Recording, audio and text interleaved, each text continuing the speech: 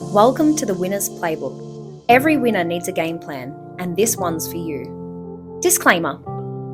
The information contained in this podcast is general in nature and does not take into account your personal circumstances. Please head to the show notes if you wish to book in a free 15-minute call to discuss your personal situation. Welcome back to another episode of the Winner's Playbook. I'm your host today, Billy Norman, and in this episode, I'm joined by Kev Tran, buyer's agent, data guy, and someone who's been helping Aussies build smart, sustainable property portfolios across the country.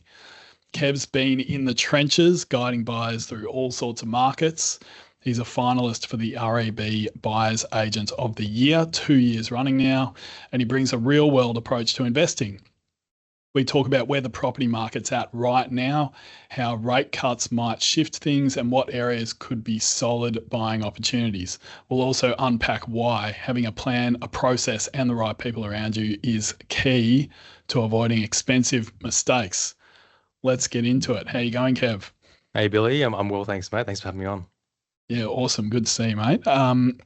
Maybe give us a quick backstory. Like, who do you help? What do you do? And what led you into buyer's advocacy?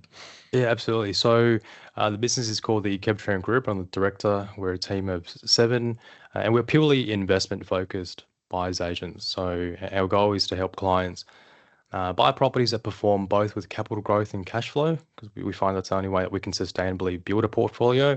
But also by sustainable, we also definitely factor in, a holistic situation for their life, because, we're conscious that people have a life, we have family, holidays, school fees, all these things. So I do believe in having a strong team to then kind of guide them through that, instead of just, let's just build a massive portfolio for whatever reason. So what kind of got me into this was in another world, another life, I should say. I was in the casino industry. So a bit of a change, but I was earning good money there in my 20s, and started investing in property. Made some mistakes, but learned a lot of things. Started building the portfolio, and like many people, I think when COVID happened, that was like the wake up call. What I wanted to do moving forward. So took the passion and kind of the skills of understanding numbers, markets, but also people, and then kind of went all in on helping others do the same. Yeah, awesome. Good on you. And you've helped me out and a number of my clients. And I think one of the main things as well is just how you can make the process easy. Like, it is not an easy process identifying a property, successfully bidding on it, and then just managing that transaction as well. Like, you've got to dealing with banks and conveyances and all that, and contracts and all that sort of stuff. So I feel like it's not just like people think it might be, recommending a specific property. That's only one part of it. Is that right? Is that what you feel like, where a lot of clients would get benefit? Yeah, absolutely. So, even everything you mentioned there is quite a drawn out process, but like, we're talking, and, a big part of having that team is even prior to that, like working out what is your strategy and what direction do you want to take. So there are so many steps along the way that it is easy to potentially make a mistake that can just, turn something that should be exciting and to help you change your life. It can also be quite stressful, and, people do make mistakes all the time. So, it is important to, it's really fulfilling for us to be part of that. Yeah, awesome. Okay, let's talk about what's happening in the property market at the moment. How would you describe the current mood in the market? Like, we've seen a rate cut. So what are buyers doing? Is there starting to be a bit more activity, or what's happening out there? Yeah, absolutely. So what we're seeing in terms of our business, and also what the data is showing on the ground, at, say, open homes and stuff, we're definitely seeing an increase in activity or sentiment anyway. Like, if I take a step back, one of the key things that we are fortunate, or kind of the main thing that we do, is we don't have any bias towards location. So even through the 13 consecutive interest rate rises that we've recently been through, we were seeing still there are many markets that have grown throughout that period. So it's supply and demand that will impact prices at the end of the day, but interest rates can definitely make an impact on, say, borrowing capacity and sentiment, which obviously can impact that supply and demand piece. But no, we've even prior to the rates decreasing, we've had two now since February. We've been seeing, certain pockets around the country really strong demand, and now with these rates decreasing and being pretty clear, the major banks are all forecasting further drops. I think there's two main areas that are going to see a lot of benefit here. You've got capital cities or areas that are people are highly leveraged. So a big part of their household income is going towards their mortgage. Obviously, there's going to be a lot of relief there and confidence back into those markets. And the second part will be many other markets, even though there could be a more affordable, where the demand hasn't been too crazy hot the last couple of years. That's also going to potentially cause a bit of a trigger to increase demand, mostly regional Victoria and regional New South Wales.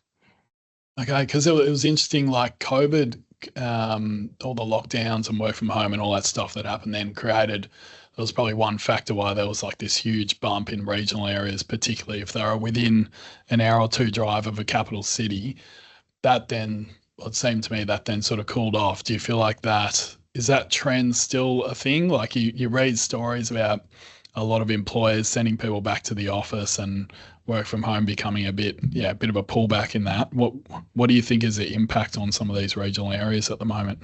Yeah, I think there's been a lot of chatter about sea change and tree change throughout the COVID boom period, and that has played a factor definitely. But if you look at the fundamentals, so that would be what we'd call, say, people movement, right? So you got migration, whether it's overseas or internal net migration, people moving around the country.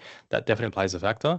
But more so, what we've seen is the growth in regional markets have sustained, even though work from home is largely disincentivized or whatever it is. A lot of these regional markets, what we say is there's a lot of infrastructure spend. So markets that have had sustained growth over time, they have diversified economies. So we're not talking about mining towns that in the middle of nowhere. We're talking about areas that have investment in it could be renewable energy, it could be transport. It's a whole bunch of different elements that also bring in jobs into the area. So people aren't moving there because, I want to, it's more affordable, or I want to, a trade change. But many people are moving because of work to many areas around the country too. So that's definitely a factor. And the trends in the data is showing that that's here to stay. So that's pretty exciting. I see. So it's not like, these aren't all just like tourist towns. Some of these are really, I guess, becoming like a regional city, like a regional centre with its own economy, more so than in the past, is that what you're saying? And then part of it will be like big infrastructure spends, which is government led. Yeah, absolutely. 100%. So obviously there are so many markets around the country, regional or capital cities and otherwise, but for us, one of the key criteria that we look for when we're choosing a market is going to be that strong, diverse economy with various industries and so forth. So no like one industry towns, because that's a bit of a risk there if it's just a mining town or if it's just a tourist destination. So when you've got that diversity backed with infrastructure, backed with like low unemployment rates, all these things, you can have more confidence that it's sustainable. Awesome. Well, let's talk some specific locations. What are some examples of areas or towns or parts of the country where you think there is some good value at the moment and good outlook for property? Yeah, definitely. So I think for us, so we buy in capital cities and regional. It depends on what kind of budget someone has and what strategy, again, they are looking for, along with their own personal comforts. So as long as, even though I might present you a lot of data for Townsville, for example, you may not be comfortable there. And if you've got a budget to support, like say a capital city, we can still buy things, depending on where you were looking around the country, much more affordable than say Sydney or parts of Melbourne or something like that. So again, when we talk about locations, with us anyway, it isn't like, hey, this is the area to go buy, and regardless of your strategy, just go buy here. You know what I mean? So, but I guess I'll go through some locations for sure for the audience, but I kind of want to set the stage on kind of how we approach it. So if all markets, historically speaking, will move in cycles. The only time that all markets kind of moved in the same direction was during the COVID boom. Now, since then, we've had the aggressive rate rises, and then we've also had now looks like the beginning of a rate cycle decrease. So there's a few kind of like minor mini changes in the market there. So we take a step back and we go, all right, cool. Since the COVID boom, we've had all markets grow a lot, and then in the last 2 to 3 years, we've still had many parts of WA, Queensland, and South Australia grow quite well. There hasn't really been a stop in many of these markets. But New South Wales and Victoria have had a little bit of a slower period. So I'll give you an example. In Victoria, I really like Bendigo. Right? Bendigo saw a boom pre-COVID, obviously grew during COVID as well. But after that, it's kind of been a bit stagnant for the last 3 years or so, when the rates started going up.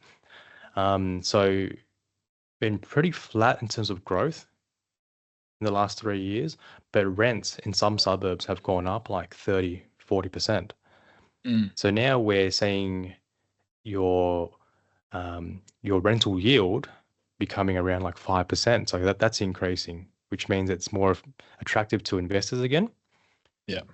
But we're still before this massive demand coming in where, you could potentially get in a bit earlier than the masses. So that's an example, one example of, say, regional Victoria. And there's a few more similar data in New South Wales as well, where the numbers are looking pretty good. It's mostly owner-occupier driven, strong economies, but the demand isn't too crazy yet. It's not like everyone's buying there like Townsville as the opposite type of data source. So yeah. Okay, what's your? It's interesting with Bendigo, for example, because obviously, like most of my experience is in the stock market as a financial advisor, and one thing is, past performance is not the best indicator of future returns, right? And surely there's some degree of that in property, because I see so many people looking at different property markets and they just go, that town doesn't grow. Look at the last 10 years, prices haven't gone up. It's like, well, how is that relevant? To me, that's not relevant for the next 10 years.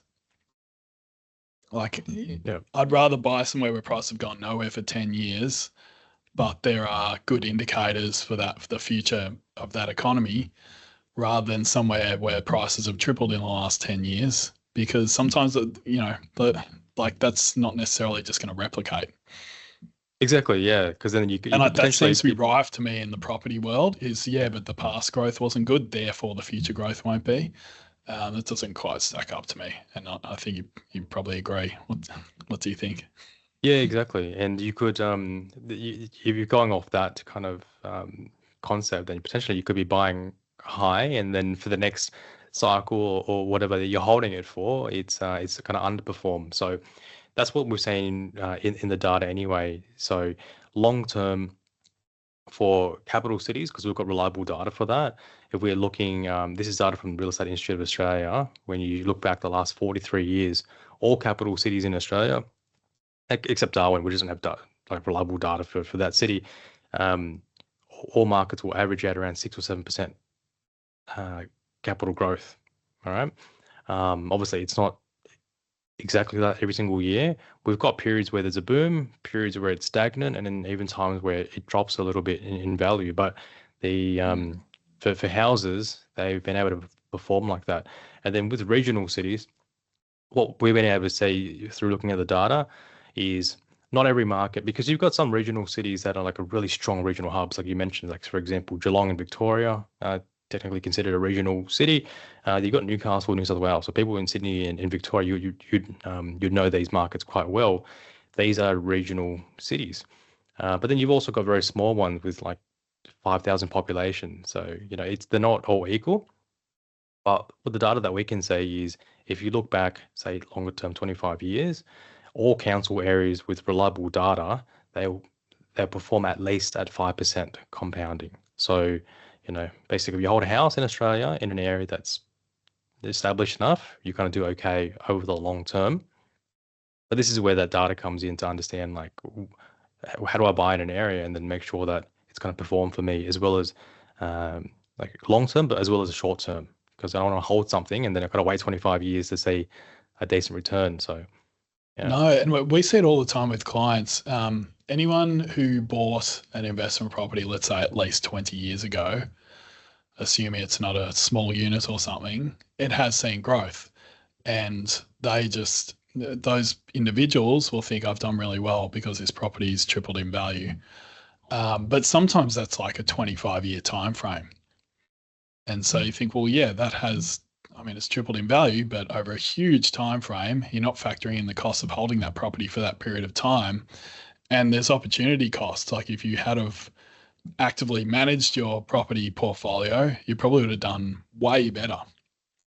So it's critical to choose the right locations and not overpay, right? And then the other huge factor is the property type. So tell us your thoughts there, 'cause there's different schools of thought around this, like apartments, units, houses, what land size, all that sort of stuff. What do you look at there in terms of property type? What do you think is the best strategy? Yes.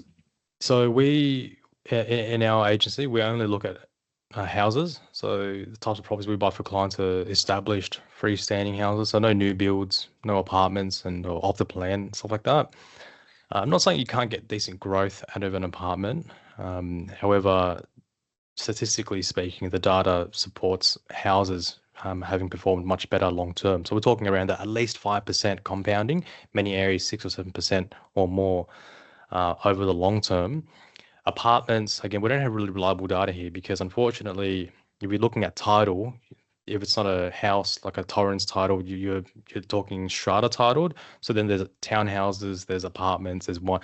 It's a bit hard to kind of track all this, but from what we can see is that you'd be lucky if it's performing at half of that, like 3% compounding, which, once you factor in things like your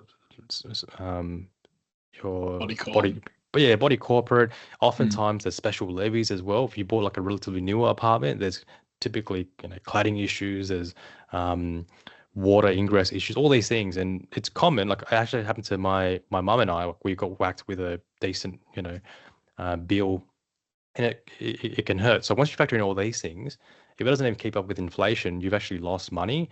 And we see that all the time. People holding units, whether it's in Sydney or Melbourne, in the last 10 years, they haven't actually grown, or in some cases, unfortunately, they've gone backwards a little bit. So, apartments, I wouldn't recommend unless you buy something that's very unique, has natural light and can't be replicated, then potentially. But, houses, from what we can see, much better option. Okay, yeah. Tell me more about off the plan apartments. Like, is it ever a good idea today if you're doing it today? Like, I think what's if it's happened in the past. So I always preface to clients as well, like because a lot of people have apartments as their owner occupier, and they got in there, and the intention was to live in there long term, but also have like a foothold in their capital city or whatever, right? And if that's the case and there's lifestyle factors involved, I'm not against it, as long as you know the options there. A lot of people go in, they go, well, I want to buy as an investment, or I'll buy as an owner occupier, then I'll turn it into an investment because it's my first home. I'm going to have all these incentives and grants. It's a great option, isn't it? But then often, you bought this property, it actually becomes a liability, and then it's like, well, what do I do with it? It's kind of like this anchor in my whole portfolio. So, if it's an owner-occupier type situation with lifestyle, I'm not against it. Be really careful with, sunset clauses. Be careful with insurances that the builders has taken out, and who is the builder, developer. All these things I think are crucial. But as an investment, I don't think it's ever a good idea. Okay, and how does because you obviously you're in the real estate industry, how does it work? Like, because I see all these off the plan apartments being sold, like marketed and sold. How does that system work? Like, how do those people get paid? Do you sort of like when you decided to go into buyer's agency, did you sort of have a choice? Like, I can just sell new apartments. Like, presumably that pays better. Is that the case? Yeah, so no, great point you mentioned. So no, I never considered selling apartments because my mum and I copped that special levy. This is when I was like 16, like a lifetime ago. But also my first ever property was an off-the-plan townhouse, which I thought was better than an apartment, which it was, but at the same Yes. time, I had a lot of issues with that. But yeah, typically how it works is you actually don't need a real estate license or anything to sell these. You basically work as a marketer or a salesperson, kind of normally alongside the developer, all right? And you get a commission per sale. And what I found in the industry often is they would also potentially, partner up with, say, buyers agents or accountants, mortgage brokers, and they potentially get a kickback for referring this to Yeah. clients. So there is this kind of underbelly or something that happens in the industry that's actually quite scary. So definitely ask if someone's recommending something to you, ask if like how do they get paid, if they're getting a cut from it or whatever. But it can be pretty hefty too, like 25K, 40, 50K commissions for these things. So 50K so if someone sells you a new build apartment, they could be getting paid $50,000 from the developer. Yeah, potentially, right? So Yeah. who's paying for that at the end of the day is the consumer, the buyer. So you're paying for the developer's profits, you're paying for government taxes, you're paying for, whoever's selling the thing, they need to get their commission as well. So yeah, it's going to take a long time for you to recoup that, if at all, because obviously, there's a lot of people who haven't seen growth in these assets. So you're paying a premium from day one, lack of growth moving forward too. Yeah, cool. Look, we'll move on. I just did want to highlight it because I've seen so many clients buy new apartments and it never ever ends well. And it's still happening, and it feels like it's happening more than ever at the moment. And the prices are going up, right? Because construction costs are up. There's limits on like foreign buyers and things, and it feels like it's even hotter now, and the sales pressure is even more intense for this stuff. So Yeah, absolutely. I wanted to put that out there just to really be wary, like, because these sometimes they're holding themselves out as property advisors. Like, I'm going to recommend the best property for you to buy, but all they're doing is distributing the stock from this developer. Exactly. So Yeah. you got to be wary of that. Yeah, exactly. All right, cool. We'll move on. So when you are deciding what sort of property to buy, what does the due diligence look like? Like, obviously we've spoken about locations and property types, but what are some of the other things you're looking for when you look, if you're looking at a specific property, what sort of screening and so on are you doing? Yeah, of course. So let's go through kind of like quickly what the process would look like. So let's say you're doing your strategy to begin with. Let's understand what your numbers are, your borrowing capacity. Make sure that you've got enough safety buffers after the purchase. All these things, right? So you're happy with it, kind of, and we're going to go after a market that's currently hot, or we're going to go after an area that's like a little bit cooler. So you can beat the masses, but you need to be a bit more patient. There's all these questions you want to ask yourself, right? So let's say you've narrowed down the strategy. You know which markets you're going for. All right, cool. So you know which suburbs you're going for. You're happy with the location. Now we need to make sure that we're buying the right asset, because you can definitely buy a dud in a very strong suburb, right? And this is what we mean by that. Now, probably you could break it into two things. There are things that you can change, like say the condition of the property inside, because you can always upgrade the bathroom if you need to, or if it's a poor condition elsewhere, like you can do little things. There are things that you can't change, which is really key as well. The location, where does it sit in the suburb? Give an example. If it's on a main road, typically it's not going to perform as well. It's going to be a bit cheaper than a property that's comparable, but maybe 2 streets away and on a quiet cul-de-sac or something. Flood zones, there's insurance risk, but also just general safety. You've got bushfire prone areas you want to avoid. Also, public housing concentrations. Like nothing against public housing. I think we need more of them. But if your house is sandwiched in between 10 other houses and there's a high concentration right there, definitely something you want to be conscious about. It can affect the demographic that you're surrounded by. Major power lines, they not only can affect some people's impression of your home, but also can affect finance. There's a bunch of things. There's some crucial things.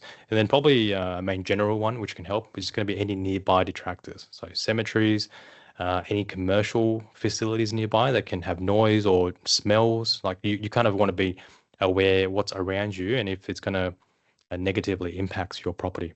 I've heard of an abattoir as an example. Yeah, that's one. I haven't had too many, but there was one in the few years that I've done that we failed because of that.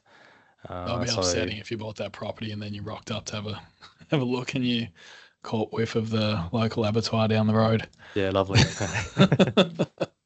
Actually, it's funny where I live. We're near a hospital, and it's got like aged care and stuff. And about once a week, it's like they have, I don't know what they're cooking up in the commercial kitchen there, but it's like some gross sort of stew, or I don't know if they're putting like loads of sausage rolls and party pies in a big oven or something. But this smell wafts across. It's only once a week for a couple of hours, but yeah, you wouldn't want to be dealing with something like that all day.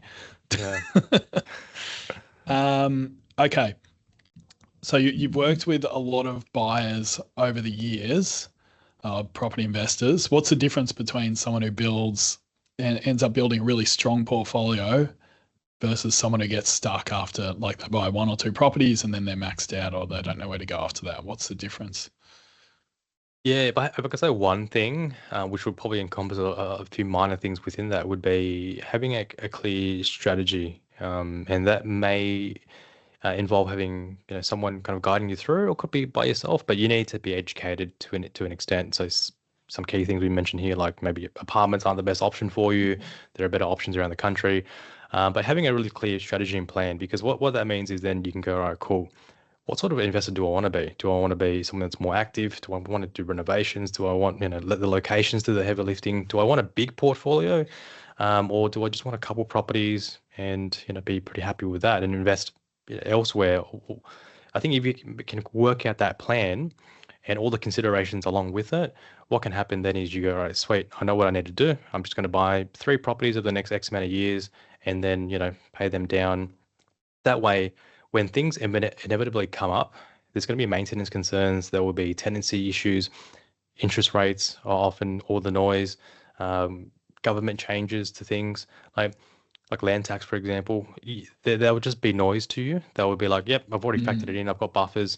I'm focused on that long-term goal. Because without that, you can kind of get overwhelmed with a whole bunch of little things. Often, to give an example, would be maintenance. Like I've got a client that's held a property for 3 years now. He's had probably about 150K equity growth, but then he's unfortunately been whacked with like a 10K bill for his roof. The roof tiles need to be fixed up. I got that call from him, and it was more just like, what would you do? Like what's the best steps here? It wasn't a concern. It wasn't anything. It was like, I know it was coming, and I've been putting money aside for it.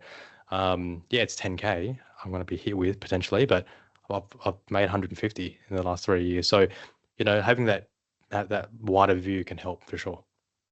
And what do you think is what sort of budget range do you think someone should be thinking about? Like, is there a minimum? Because certainly if you're down looking for a property for 300 grand, for example, that's probably a risky strategy to play in that space. So what do you think is the ideal range for, let's say it's your first or second investment property? What's the ideal price range there? Yeah, so for the first one, I always consider that like what we call a foundation asset, something that it's going to be your first one. You want to be comfortable with it. You want to be able to sleep easy at night. So location is key. Well, both location and property type. So getting the best you can for the first one, because ideally you want to leverage this, because there might be income changes in the future where your borrowing goes up and you can buy more. But that first one, you want to get in really well. So typically, from what I can see with all the data, an area that can give you more, like a budget, I should say, that can give you more options.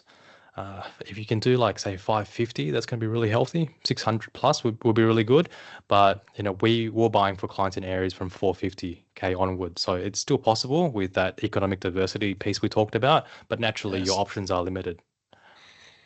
Yeah, so once you get to the sort of 600 to 700K budget, is that where you're opening up a lot more locations and options? Yeah, definitely. Even like 700, for example, you can buy in parts of Adelaide still. You can buy in Melbourne, even parts of Greater Brisbane. So there's options at like your capital cities as well. But yeah, strong regional hubs at that range. So like I said before, there's the budget aspect, your strategy, but then also your comfort levels. So clients also need to be comfortable where they're buying, and if they're not, for whatever reason, to invest in Bendigo or whatever, then it may not be the best option because you don't want to be freaking out all the time. You've got to be confident in your decision too.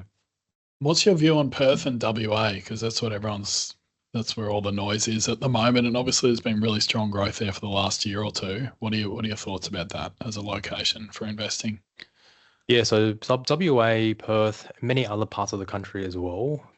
Pre-COVID boom, many of them actually came off a reduction in values. So Perth is a really good example. 2014 to 2019, because they were so heavily reliant on the mining and resources sectors, saw a big drop. So many people would know about, previous boom and bust in Perth. Big difference now between WA and Perth and many other areas is that they are much more diversified now. So majority of people aren't employed in mining. It still is a big part of the economy, but people are employed in various industries, so it's more diversified. So I like Perth and WA as a whole moving forward. We're still seeing really good opportunities there. So the reason why I mentioned it came off a bit of a drop is because, yes, even though the last, say, even 4 years during the COVID boom till now, they've had a lot of growth. A lot of it isn't growth, it's recovery growth. So yes, there's that aspect. Many pockets, and this is where the being like fine tuning where you're buying is really important, because there are many areas where the affordability is still awesome. So relative to local incomes, to your house prices, it's still really affordable, even at like say 600, 700K. The rental returns are still pretty decent, circa 5%. For a capital city, it's one of the best. But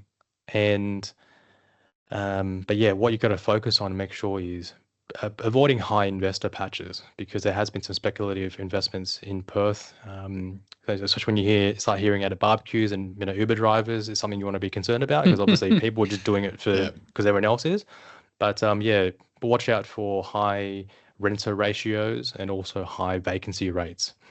That was going to be my next question, because there's some pretty big buyers agencies out there, and I feel like there might be a couple of big agencies that go, right, we love Perth. Perth is the place to invest, and they're buying so many properties for their clients that actually affects the market and could push prices up. And then, as you say, the hype and Uber drivers talking, now all of a sudden everyone's trying to buy in Perth. That will happen for a period of time, and then it'll be whatever the next hotspot is. If everyone then leaves Perth, like, do you think that is a real thing that is happening or can happen in some locations? Loads of investors pile in, prices go up for a year or two, then they move on to a different location, prices fall again, or stagnate. From what we've seen with the data, it hasn't, like, there's been a lot of speculation about that.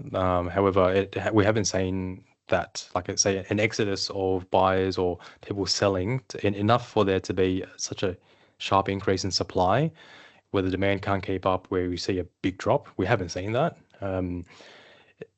What the main concern, it definitely can impact, like, if say there's a buyer's agent who just they're doing 50 sign-ups or purchases a month, and they just target one suburb, right? One, like, there isn't enough supply to handle that demand anyway.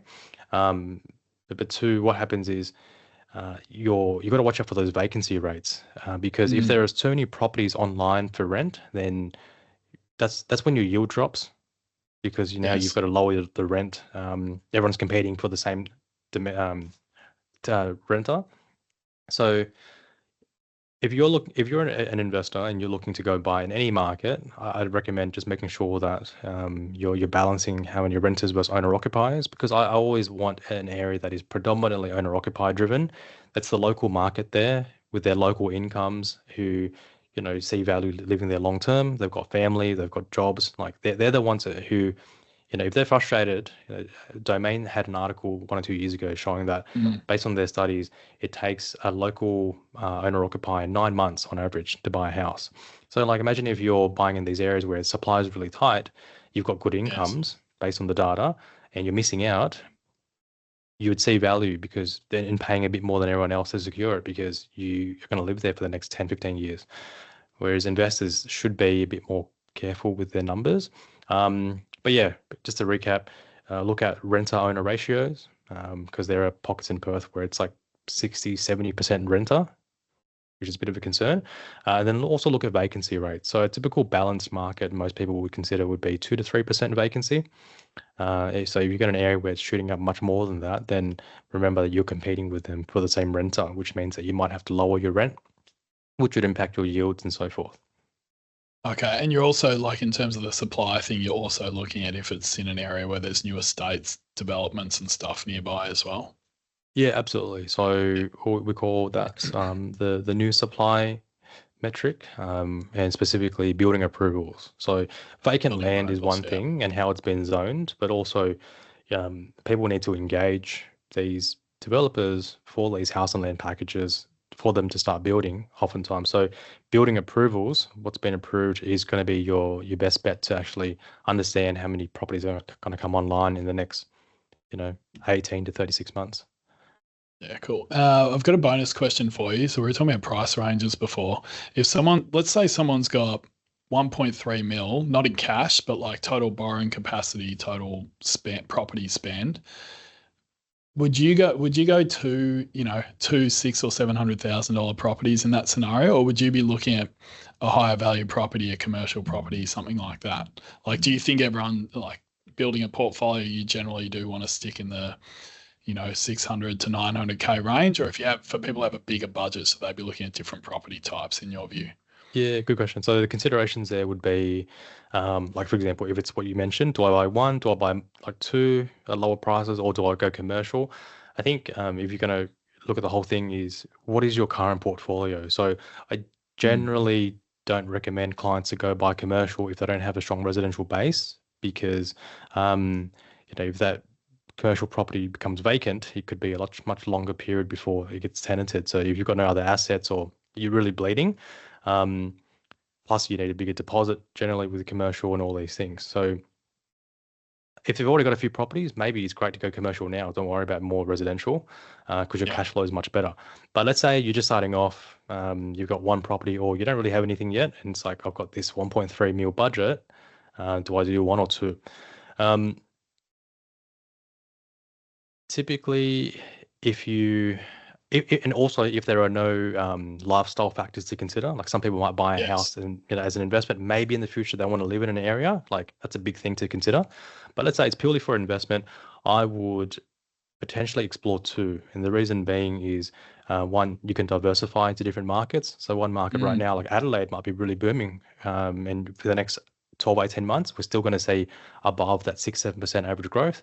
But then you could also buy another market like Melbourne, where it's a little bit earlier and you can negotiate harder and all this stuff, right? So you've got a good spread. So when Adelaide kind of slows down in the next couple of years, you still got Melbourne that's growing. So one market in your portfolio will be working for you at some stage, which you can refinance and have that benefit. Two is typically after the 800K range or budget, your rental yields don't grow relative to that. So I'll give you an example. Yes. A 600K property, you can probably rent it for around 600 or a little bit less, which would be about a 5% gross yield. A 1.3 mil property likely won't rent for 1.3K a week. So your yields drop off significantly there. Like in Sydney, a 1.3 mil property probably rent for $700. Yeah. $800.